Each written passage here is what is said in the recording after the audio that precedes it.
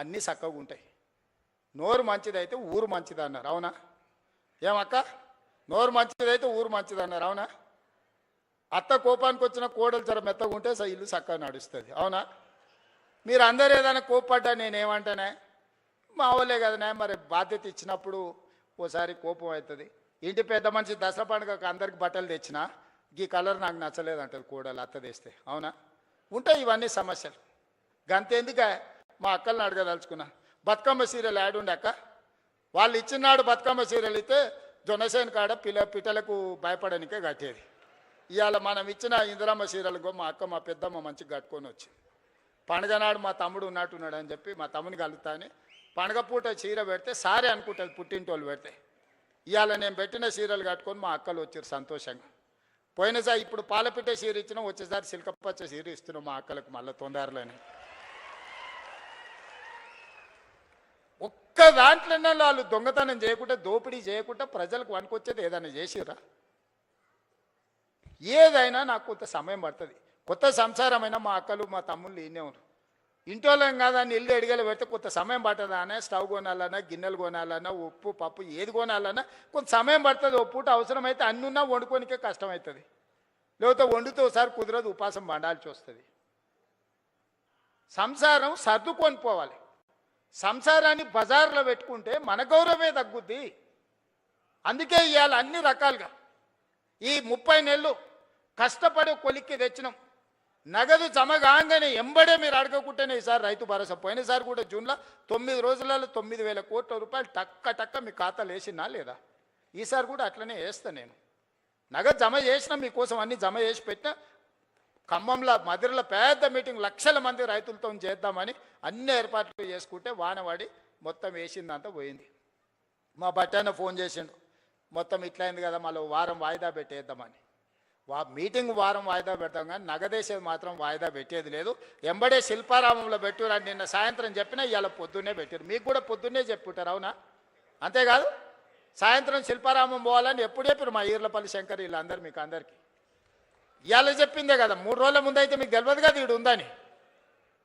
మరి ఏం జనార్దన్ అన్న 3 రోజుల ముందు అయితే తెలియదు కదా. మరి ఇవాళ పొద్దుగాలు చెప్తే సాయంత్రానికి అంతా ఏర్పాటు చేసుకున్నాం. ఎందుకంటే మన ఇల్లు చక్కబెట్టుకునే బాధ్యత మనకు ఉండాలి. మా మద్దూరు నుంచి మా కృష్ణన్న కూడా వచ్చిండు. మద్దూరు నుంచి ఇక్కడికి రావాలంటే ఇవాళ తెలిసిందే కదా. కాబట్టి అందుకే ఇవాళ ఏది కూడా ఈ ప్రభుత్వం మీది, ఈ ప్రభుత్వం మనది, ఈ ప్రభుత్వం ప్రజలది, ఈ ప్రభుత్వం మా ఆడబిడ్డలది, ఈ ప్రభుత్వం మా రైతులది, ఈ ప్రభుత్వం మా నిరుద్యోగ యువకులది. ఇది మన ప్రభుత్వం. మంచిగా చేసుకుందాం. పోలీసు నియామకాలు 5,000 పరీక్షలకు నేను ఇవాళ 5,000 ఖాళీలకు నేను నోటిఫికేషన్ ఇస్తే ఈరోజు గతంలో ఇవ్వకపోతే ధర్నాలు ఉండేవి, ఇప్పుడు ఇస్తే ధర్నాలు చేస్తున్నారు. ఇది ఎక్కడదో. గతంలో మెట్రో కట్టమని మనం అనేది, ఇప్పుడు మెట్రో కట్టొద్దని వాళ్ళు అంటారు. గతంలో మూసిని ప్రక్షాళన చేయమని మనం అనేది, ఇప్పుడు మూసి చేయడానికే వీల్లేదంటారు. గతంలో రీజనల్ రింగ్ రోడ్ కట్టండి అని వేయండి అని మనం అనేది, ఇప్పుడు వద్దంటారు. ఏది చూసినా వద్దో అని ఒర్లువోతుల్లాగా తయారైంది. మీరు ఒర్లినా పొర్లుడు దండాలు పెట్టినా, మీరు ఎండ్రిని దాగి బాయిలో దుంకినా ఇవన్నీ పనులు చేస్తా. మీరందరూ నిండు మనసుతో ఆశీర్వదించండి. ఈ ప్రభుత్వం మీది. ఈ ప్రభుత్వాన్ని కంచేసి కాపాడుకున్న బాధ్యత మా రైతాంగ సోదరులదే.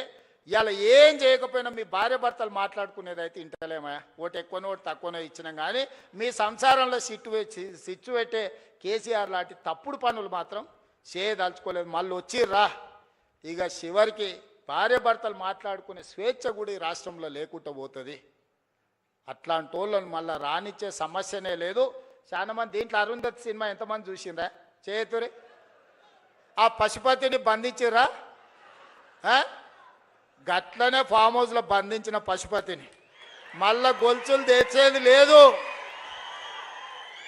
అరుంధతి సినిమాలో రాక్షసుని ఎట్లయితే బంగళాల బంగళాలు వేసి బంధించినమో ఈ రాక్షసుని కూడా ఫామ్ హౌస్లో గొలుసులు వేసి మా రైతులు బంధించారు. బయటికి రానిచ్చేదే లేదు.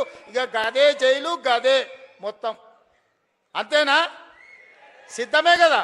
మరి గట్టిగా సపట్లు కొట్టూరు. ఇక బట్టనా నమ్మకం వచ్చిందా నీకు? నమ్మకం వచ్చింది కదా? ఓకే, ధన్యవాదాలు సోదరులారా.